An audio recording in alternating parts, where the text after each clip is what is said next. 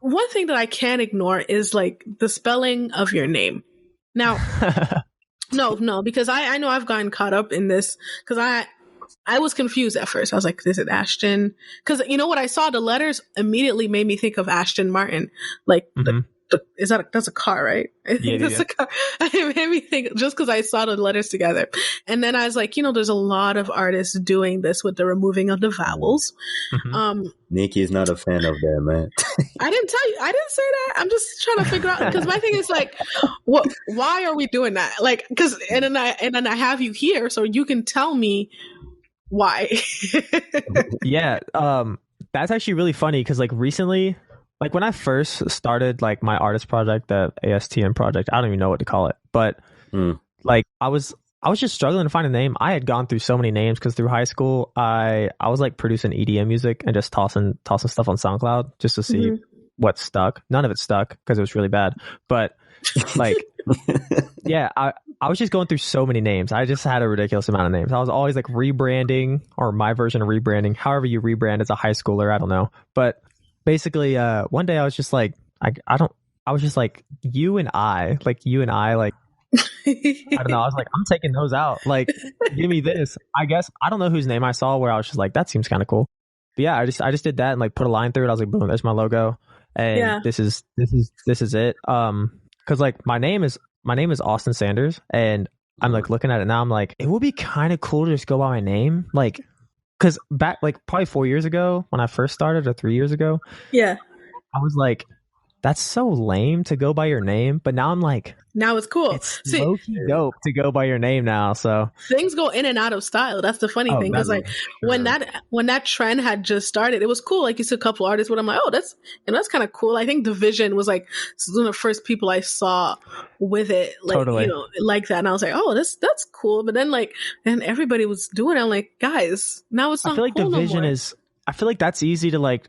To look at and be like, boom, Division. But like with my name, it's like everyone seems like it's Aston or Ashton, and I'm just like, I used to be like, how do you not get it? But then everyone's not getting it, so I'm like, I screwed it up.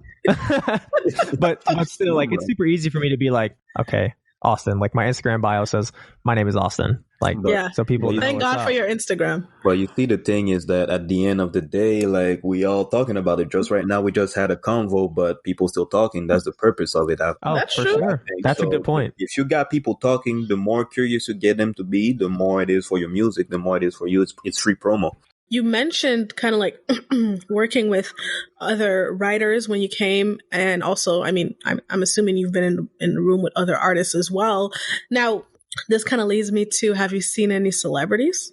And if so, were you starstruck? It's actually really funny. I don't really ever leave the house that much. I'm like super locked in. Even when I was like first here, I never really like put myself in like the right position to see celebrities. Like obviously you can pull up to like certain clubs, but I've never been like a party guy. But this is a funny one. I was at Chick-fil-A one day when like I first moved here, and it was me and my buddy, and we just like looked behind us in line, and it was Josh Peck. I think it is very important to treat your kids equally and to train up your boys to value relationships the same way you raise your girls to. And I always say, like, if the Lord blesses me with a son and or a daughter, I would like to make sure that my children are raised the same and they don't feel like a discrepancy in that. So that's a little bit of kind of what I got from that line, because some people, their mama didn't whoop their ass. They let them get away with a lot of stuff. I don't think like an ass whooping would change something. That's not true. Some people be like, thank God my mom whooped my ass. You saved my life. I hear these gangsters out there saying that all the time. They were like, I would have been a worse gangster. I'm like, oh, okay. Well, I don't know. That was a joke. No, it doesn't change anything. Hey, what's going on, y'all? It's Malcolm Lane, and that was my choice, Call It Quits by Desmond Days. I picked that song because it's really like an anthem for men. You know, in R&B, we hear a lot of anthems for the women, which I respect that as well. But for us men, the brothers, we don't really have an anthem. So it's a strong anthem for us. And I think it touches on our aspect of things as well when we're in relationships. Oh, definitely. What was it, Clarence? You felt that brotherhood in your spirit? Oh yeah, man. Nah, man. Women be having these anthem and all that, but we don't have it. We don't have none, bro. Man, y'all have anthems like anything by TGT. Y'all had anything by I can't say his name anymore. That's unfortunate, but he's going to jail soon. Anything by him. I mean, didn't Usher have some guy anthems you don't have to call? That was a male anthem. But you know, it was an anthem. But we, you know, those they come out every blue moon. That's true. Yeah. We get hit across the head like every year. No, that's definitely true. The ladies definitely have more anthems. What is going on when people are putting jewels in their heads? I was about to do that too. Shut up, Clarence. Fuck up. Here's the story. Here's the story if you guys don't know. First, there's this guy that comes into play called Sauce Walks? What is he called? Sauce Walker. Sauce Walker or whatever. So he comes into play in the story later on. So the story goes, Little Uzi Vert has been paying off this diamond for like 5 or 6 years. It cost $24 million fucking dollars for one diamond. It's a pink, clear as fuck diamond. For one, he's been paying off for multiple years because he wants to implant the diamond in his forehead. Okay, on some freaking third eye shit. In comes this dude, Sauce Walker, who says, you know, oh, they stay biting me, they're biting my style because looking, I did it first. Where we see that he has a diamond, a little jewel teardrop shaped thing implanted in his fucking cheek or something. And I laughed a lot when I first saw this story because I didn't know that this was a thing that people were doing. So I was like, well, either I'm getting old or this is just not my type of fly. You know what I mean? And so he was saying that Little Uzi was biting his style. Now, in my opinion, it seems like Sauce Walker would be the one that was biting because Little Uzi said he's been paying off this diamond for years with the intention of implanting it. Sauce Walker actually did it before him, so he's kind of right, low key. I guess unless Little Uzi had spoken to him about it, and he was like, I'll do it first. But we never know, man. It's just, you know how they be sometimes. They be capping. Oh yeah, 24 million. It's probably not 24 million. Me, I'm a fan of skits. Like I'm old school like that. I like skits. I feel like some of the classics, they had skits. And there's some classic skits like from Kanye to Dr. Dre to Snoop, Cameron. There's a lot of them. So I feel like the skits were good on that. Yeah. I love the skits because it contributes to the theme of the EP, like telling us the different tales. I love Ari's tale. You know, Donna's tale is interesting. Rashida's tale was sad. You know, poor you. You know, went out here and cheated and all that. Like everybody's tale was cute. I love concept projects. I'm a very creative person, so I like when artists put those type of concepts together. I wanted to pivot a little bit back to La Voix / The Voice. Yes. What was that experience like for you? What was your biggest takeaway? That was crazy. First of all, it was all a fluke because we had auditioned and we kind of just like, because we got asked to audition. And we did, and we're like, I'm looking at the numbers, and I'm like, there's 9,000 people who audition, and I don't even watch The Voice, to be honest, right? So I just kind of did the audition and left, and then we got a call like a couple weeks later that we were in. And then but then after that, you have auditions while you're in. So that, and like there's like 500 people, like they keep cutting down the numbers, and then there's 40 people left. So to be part of the 40 people that were there, like I was definitely shaking in my boots because I had no idea I had never felt so like in the Quebec industry, you know, so that was a whole experience in itself. And I'm an Anglophone, but I'm trilingual, so I didn't have a problem speaking. Oh, shout out. C'est ça. Oui, c'est ça. And then what is the third language? Espanol? Sí, yeah, that's correct. No, I was about to say, like, yo, for me, what is standing out is in whatever you're doing. I don't know if all of your people know, but like you Asian, and I like the fact that every time in your videos and all that you talk in Creole and all that. So I feel like it's really important for you. But why are you doing that though? Because there's a lot of people out there they don't even tell people they're Asian and all that. Like they keep that for themselves. But why are you doing that? Why is it important for you to do that? Because I think it's dope, to be honest. Like I definitely agree that I don't see it. So I'm like, why not? I definitely used to be that girl that was like, because ashamed of like, you know, when you're in a environment where nobody looks like you and nobody talks like you start to like adapt to the environment and you start to like talk different or just try to fit, you know, like I don't know if you guys seen Big Mouth, the Code Switch episode. Yep. And that shit hit me hard. Like, oh my God, there's so many of me. Like, and so like being able to put a hone in on my culture, like so that every time you see me, like even if I don't get a chance to put the flag in it, like the color might remind you of it. Because doing it wrong is probably the only music video that doesn't have the Haitian flag, and we had it on set, we just forgot. So it was definitely one of those we did it wrong, and that made sense.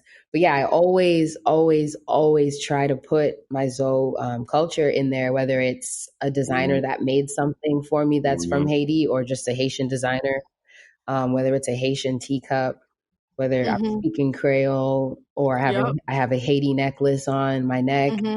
It's always somewhere embedded because that's who I am, and I want that to come out frequency wise in my music. Like I definitely am connected to like my energy and the energy that my ancestors have given me. So I look at this. Yes. They need to know. No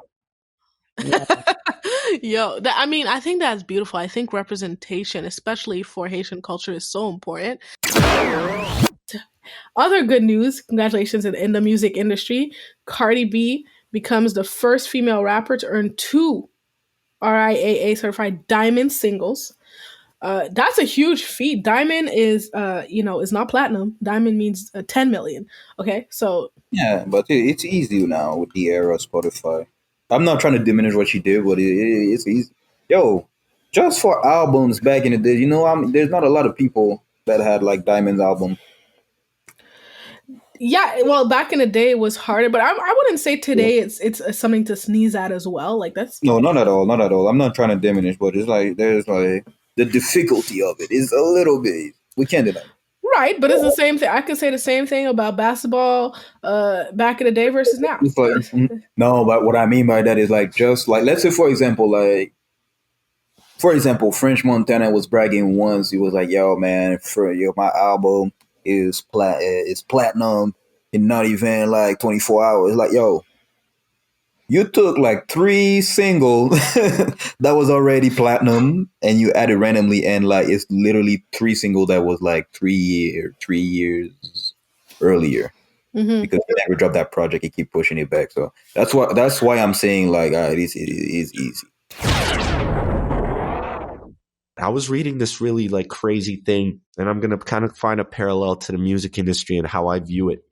He said, if you kind of like look at like the historic cultural downfall of Atlantis was actually like, it was their own fault. It was that they were like at one point in time sent back, and that every human had this auto connection to God and creation. And then at one point in time, the Atlanteans fell in love with their tools and their technology too much. And I found this parallel with us and what we're going through now, and how we kind of like fell in love with the tools that we have as artists. And we started looking at like statistics to give us like validation. The next foundation, exactly, to lay the bricks. And I feel like that we got kind of like misconstrued, and that's why it feels empty. You know what I mean? I feel like there's not been a full. Yeah, we've lost the vision a bit. And what I feel like after every real famine or really tough period in the world, there's always been a renaissance right after it. My thing with the vaccine now is like we talked about it a little bit off air, but it's just like, yo, that variant now, what you gonna say? It's people now. How do we say? Because it's not Omarion, it's not it's not Omarion, it's not Omania, Omicron. It's not Omicron. No, Omicron. You Omicron. Yeah. Listen, I'm sorry. Let me laugh at the virus, because that the virus gonna be, oh yeah. So there's always a name that is like, damn, that shit is on steroid. But now it's like, okay, all right, what's next? Like, yo, that shit, the name of this shit is sound Omicron. like Omicron. Transformers. But anyways, why is it called that? That shit makes. I'm sorry. I need to. I'm telling you. Forgive our ignorance, guys, but I need to research why they named that shit that. That sounds so like Clint said. Like sounds like a transformer. It sounds like a fucking robot. I'm telling you, just to scare you. But like, nah, man. Like, what you can say? People took their vaccine. They're traveling. They're spreading this shit. Now, what you gonna do now? Like, what type of excuses? Because right now, like, I don't know for the other. Somebody's gonna write in and inform us what it is and how we're wrong and how Omicron is the end of us. Now they're talking about, let's see in 2 weeks what we're gonna do, because we want people to respect gathering. Okay, now you can come back on this bullshit. We're not gonna take you seriously. Like, well, I mean, if y'all want to lock shit down in the winter, I don't really mind. Hey, man.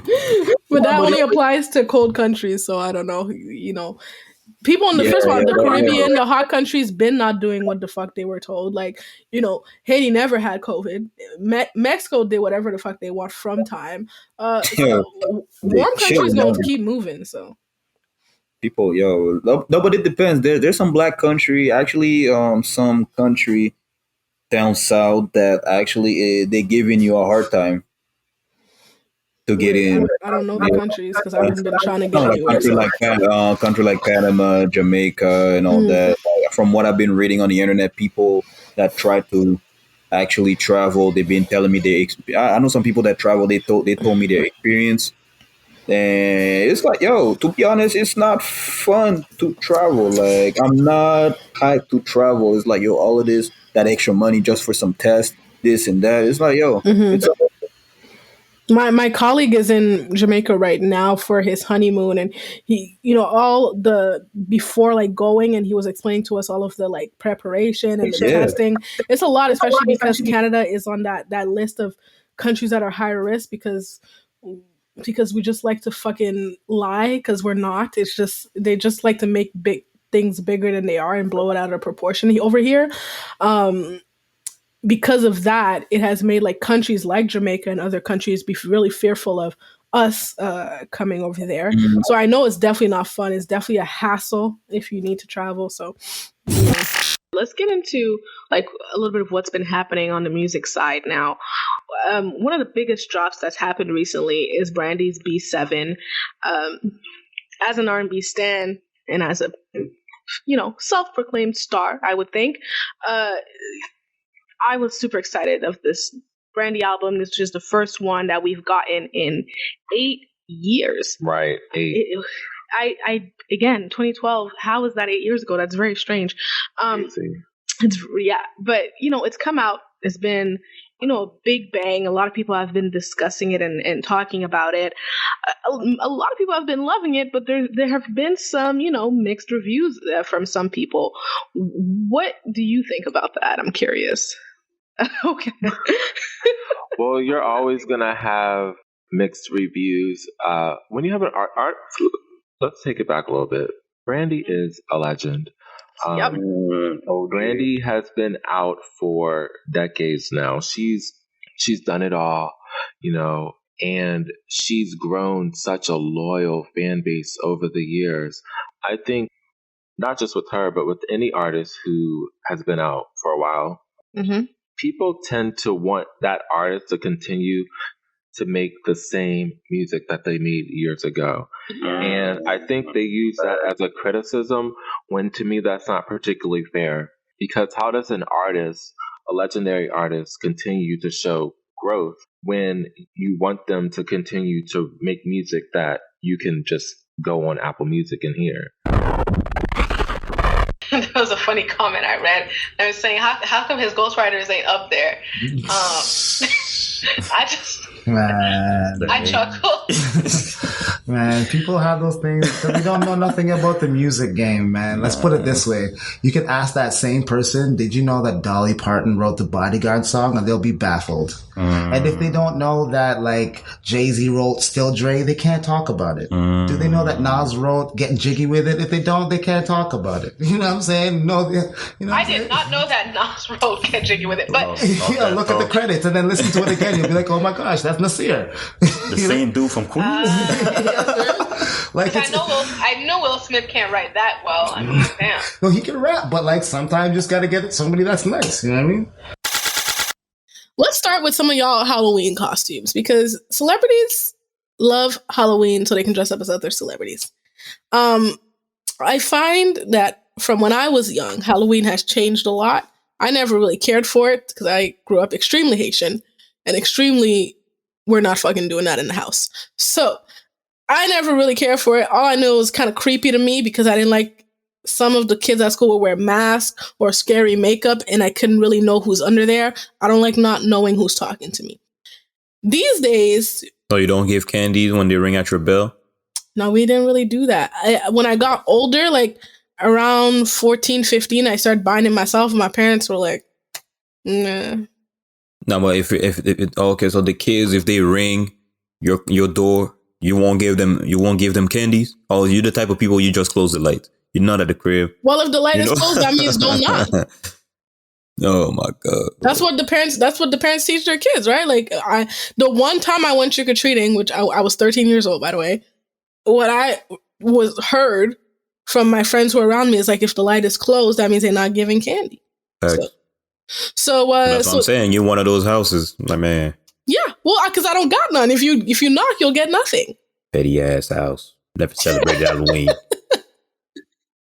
That's how you feel. Anyways, I'll just say some of my favorite costumes I loved. Tamar was dressed as Shanae from Martin's show. I thought she was hilarious as that.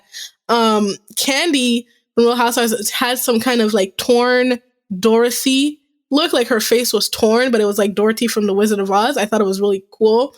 And I liked Offset's Rick James just because I thought he was funny. As Rick James, he was doing all the movements. Rihanna was on as Gunna. Yo, Rihanna killed it as Gunna. Hold on, she's doing the readings. She's doing the reading for me. Hold on. Oh, I'm just calculating. Like that's what I love about people. They be like, "Oh, you doing something?" I'm like, bro, I'm just like calculating something, like digging info in my head real quick. Okay, but go ahead. If you're more power 30, that means you're in the 7th house of perfection. So yeah, you're gonna turn 31. So that's the 8th house. You're in the 4th house. So when you turn 31, it might feel like a very heavy year for you in the sense like you might feel like the identity you have now, you want to bring some modifications. You might want to get into some stuff. Identity crisis? Not an identity crisis for a house necessarily. Okay. But I would feel like you might start kind of like looking at yourself and be like how can I push Terrence? Like how deep can Terrence get into Clarence. What is the Clarence? Okay. See, yo, y'all gotta edit. The readings are not true. Call me Terrence. You should know my name is Clarence. No, I'm just playing. No, it's all good. Like you can kind of look at yourself in the mirror and you can be like, yo, like how mean can I get to me? Like, are these things that I like just that, or can I put like pushing the boundaries to what you identify as and like how you want to brand yourself? The 8th house rules over. I'm an 8th houser. 8th house rules over other people's monies, death, taxes, and inheritance. So don't play with your taxes, and you might come into some money owed with you. But I would definitely say for 8th house year and her about to enter 4th house, just in regards to this podcast, I would say how y'all feel grounded. 27 is 4th house? Yeah, I did tell you that. I know, but I told you. She don't listen. She did that. She did that to me. It's not it doesn't listen. No. It's just I'm trying to. Okay, you know what? Come on. It's okay, girl. Because I store the info. You request the info, I give it. You know what I'm saying? Thank you. I appreciate you. I love you. But she's entering a 4th, and so that has to do with kind of like the ancestors, your home ground. Oh, but you had told me I'm gonna be rich. I did. You did. She not even rich. I did. I did. I'm trying to get rich. Because I remember you were talking about the home and the, you're like, okay, your upcoming next moves where you're gonna settle is probably what's gonna be your spot of success. Yeah. So I was like, oh, I'm gonna be rich. You didn't say that. See how I get paraphrased? You're like, so you told me I'm gonna have 27 baby mamas. No, I said you gonna get creative with the ladies. I'm just saying I can paraphrase shit. I'm manifesting. Girl, that's what I'm saying. Manifest it. But not to get into a tea, but I like when you because when we talk about Afro spirituality, I don't like saying because I feel it's very general. You got people who are into holistic wellness, which is great. You got people who talk to dead people. You got people who work with spirits. You got people who do juju. You got all sorts of stuff. But one thing that I'm heavy and very big in is that Black people were owed reparations. We say that, but when I say it, I need people to understand, like, we're owed reparations mentally, physically, and spiritually. And there's a few people I follow that work on the stock markets with the intention of working the juju to get that money back, since our ancestors were the first thing traded on the stock markets. So when I tell everybody Black, like, you have the potential to be wealthy, it's not like, oh, like, I hope you get money. It's really like, no, like, if wealth and money and luxury is something that you want, because not everyone wants it, but if you want it, like, it's owed to you. It's possible. Spiritually and literally owed to you. I love that. I'm a huge fan of people listening to albums in order. Actually, I was going to talk about this later, but we can talk about it now. Right. Adele just told people, you have to listen to my album in order. She had Spotify take away the shuffle option. And I saw people in the comments like, excuse me, ma'am, no, I like you, but don't tell me how to listen. I was like, okay, see, because y'all do it a lot. Like, she's not telling you, she is telling you how to listen, but that's how it's meant to be heard. Right. Like, you can interpret the songs differently, but if there's an order, I mean, I feel like you should respect what the artist chose. Absolutely. Yeah, but I feel like, and that's what I like about it, the shuffle thing, that's dope, because I feel like there's some artists at the end of the day, they're not dropping an album just to drop an album. Like, it's a whole body of work. Yeah, exactly. So I feel like people like Adele or even Kendrick, a lot of artists, like, yo, the project that they're dropping is bringing more importance to the whole body. To the whole story. Like, and that's, and I love that because I'm an album person. I know people who do that, who do put albums on shuffle. Like, if I'm going to listen, if I've decided I'm going to listen to an album, I'm listening to it. But they're like, you hear track 5, then you hear the intro talking about I hate that. Like, yeah, I don't get that all over the place. I'm like, how could you listen to it on shuffle? Because I'm like, to me, it doesn't flow right. See, I'm like that in everything in life, so people get annoyed with me. Like, even if I'm gonna binge a series or something, like, my friends will be like, just start at season 3. I'm like, are you mad? Are you crazy? They're like, the first 2 seasons are boring. I'm like, I don't care. You need to understand the whole psychology of the character and everything. Like, there's too much details for me to skip. Even the show that's technically doesn't have anthology series. It's an anthology series of Black Mirror. I watched it in order. I have to. I cannot. And people were like, "Oh yeah, I remember I watched season 3 first, and I went back to 1." I'm like, so you don't even see the progression of that person's idea. I was about to say you need to see. I'm not gonna lie though, Black Mirror, yo, I'm all over the place. I met one famous person years ago. So this was in Windsor. So one of my first assignments in Windsor in 2005 was covering Rosa Parks' funeral in Detroit, across the river. It was a wonderful experience. Yeah. First of all, I'm going to tell you a little side note, is that when there was public visitation for Rosa Parks, Detroit was the only city where the casket was going to be open. Oh. So a friend of mine and I, it was on a Monday night, it was Halloween night. I always remember it was Halloween night, it was raining. A friend of mine and I said, "Are we going to go?" I said, "Yes, we're going to go." So we got on the tunnel bus. And we crossed the border, so we're going to line up and see, Rosa Parks. And they, the border guard's like, "Yeah, sure, okay, great, good." Okay. So we went, we waited. It was supposed to open at 7:30. It was at the Charles H. Wright Museum of African American History. It was supposed to open at 7:30. It did not open until 10 o'clock. It was raining, but people were in line. They were talking. Mm-hmm. Someone was handing out water and coffee. And then it opened. And, this is 2005. So this is the year, people were not so big on their smartphones and all that stuff, right? But they did say when you can't take any pictures. So you walk in and her casket was like maybe where that chair is right there. Okay. And it will open. And just to kind of walk by, and it was like 15 seconds of seeing Rosa Parks. But still, you're thinking to yourself, that's wow. Rosa Parks. Rosa Parks is right there. And you're just like, wow. And you just I got to chill because it's like this is someone who's done so much and meant read about, and now you're seeing her. So we went for that, and that was a great experience. And I say great experience in the sense that you're looking, you see someone who made history. You're looking at history, you're looking at history. And then I covered her funeral 3 days later, and that was a completely different day where it was sunny and warm. It was November 3rd. It was sunny and warm, and what they did is her church, her funeral was in a mega church, in one big church in Detroit. And I don't remember what the number count was, but a portion of the seats were reserved for the public and the other was for dignitaries. Mm-hmm. So what happened is that the night before, people lined up, of course, to get in the church. Yes. And it was just so nice to see. And again, it was that same kind of nice feeling where people were handing out water and coffee and,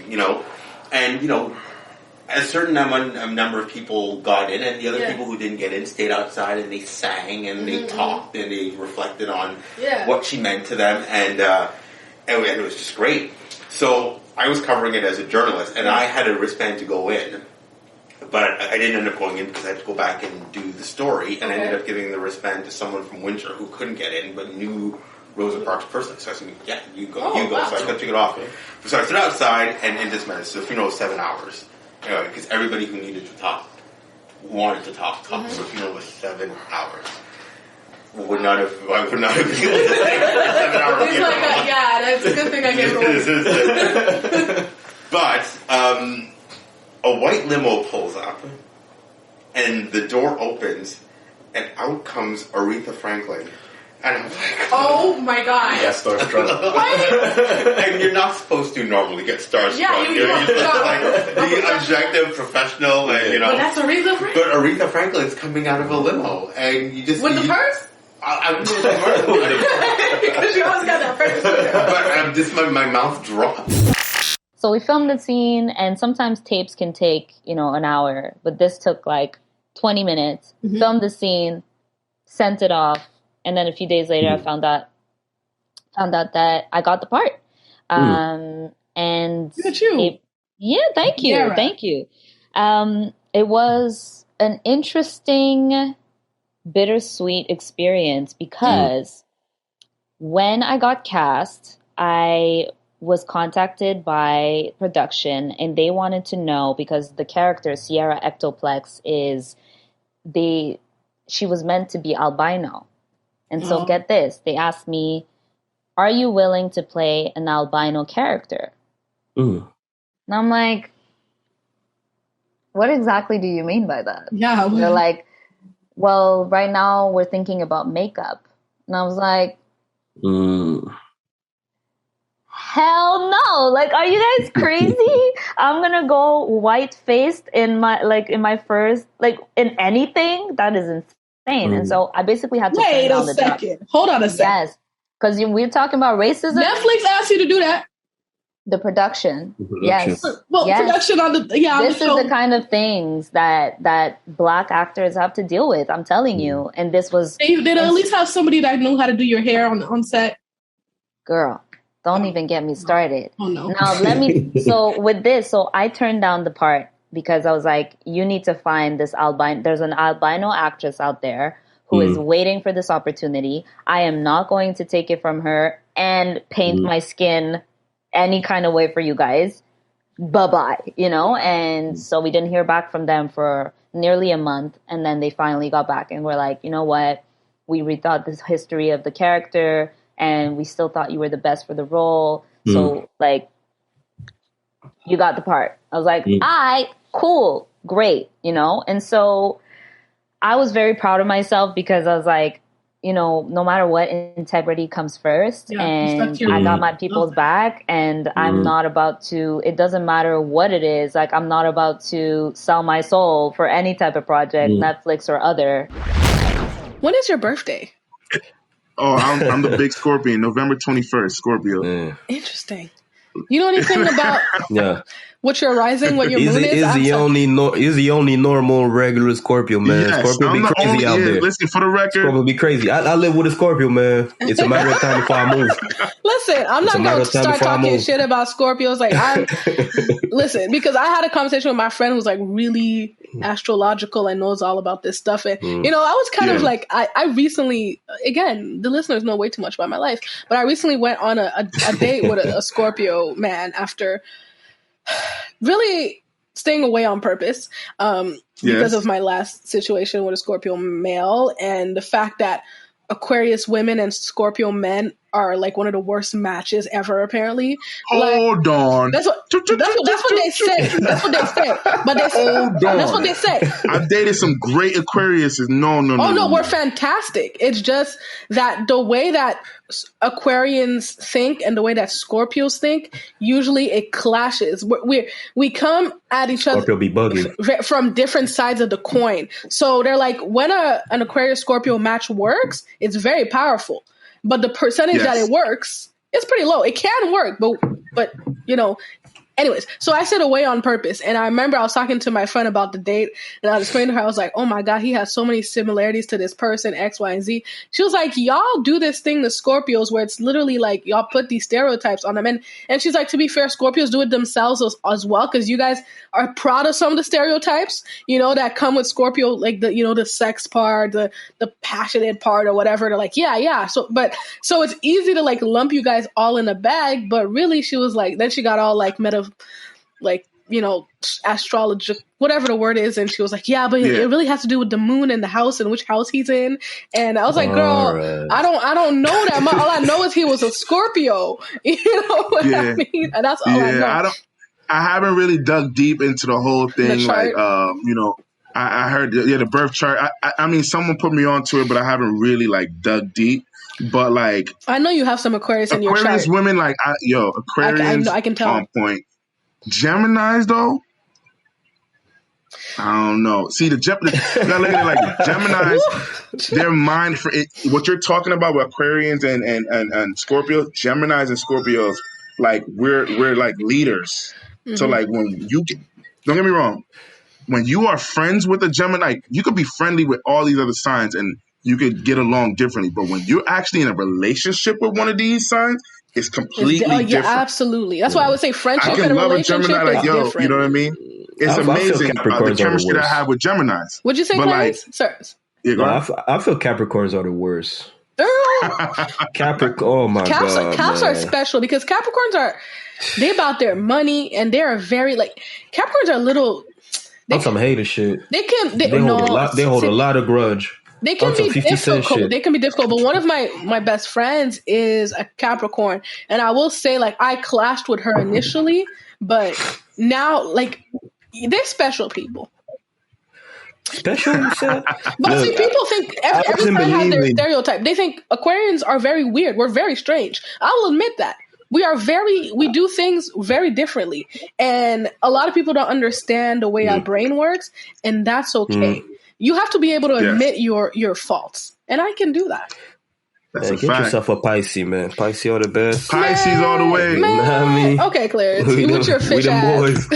With your fish ass. Hey. Honestly, I've never really had a Pisces I don't like except for my brother. No, it will change your life. Trust me, man. Like, I love my brother, but he's change your life.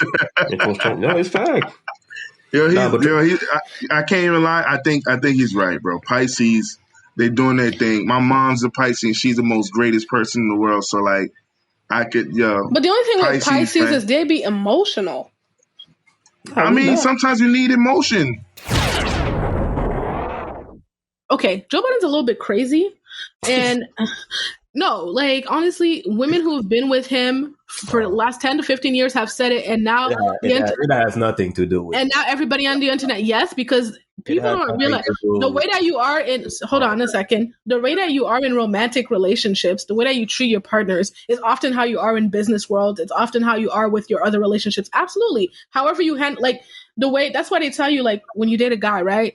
They always say, like, look how he treats his mother. The way that I treat my girl, that's the way that I treat the other people. It's telling of your personality. Yes. You definitely lost in the sauce. Haven't you heard, like they always say, like look at a guy how he treats his mother, that's how he'll treat you. You've never heard that? Fuck no. I know some of the biggest assholes, even if they good to their mothers. The fuck you mean? Sorry,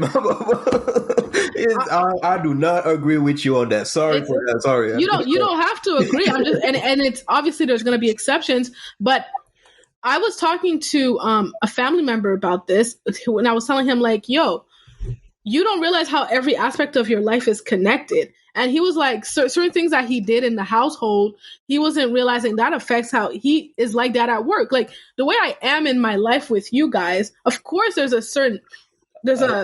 a barrier at work for sure, but parts of me come out. If I'm like parts of my essence of who I am will come out at work. The longer I work with them, yes, the more myself comes out. It's how you don't just change from place to place. You don't just become a whole different no, not a whole different person. Yes, you know how you adjust, but you're not a whole different person. For certain people, but in general, that's not how it is. You're completely different than you are at home than you are at work. You're completely different. I'm all about business at work. I don't live with these people. I don't know them. I will treat them with respect. So your personality changes. That's not true, Clarence. The way that you are, like somebody does something to you and you put that in your mind, okay, that's a check mark. The way that you're in your personal relationships, you'll do that in your business relationships as well. Nope. That's not okay.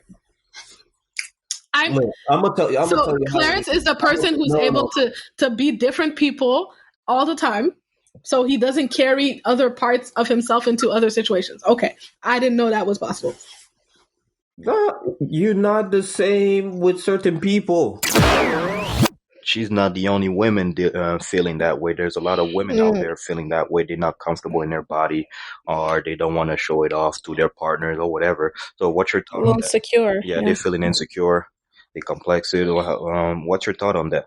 Like before I went through that situation where a girl actually told me that, because I was kind of like, I basically explained to her like, oh, you're kind of pushing me away because like I feel like I'm not, like I'm not doing my job to make you feel like you want to do stuff, like to be, get it popping. Mm-hmm.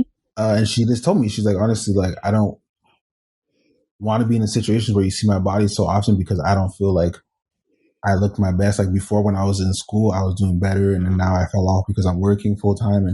And I was just like, because I never heard that from a girl before. I never heard a girl say like, I feel like I'm falling off, right? Mm-hmm. So I was like, oh, like this whole time I thought I did something wrong, right?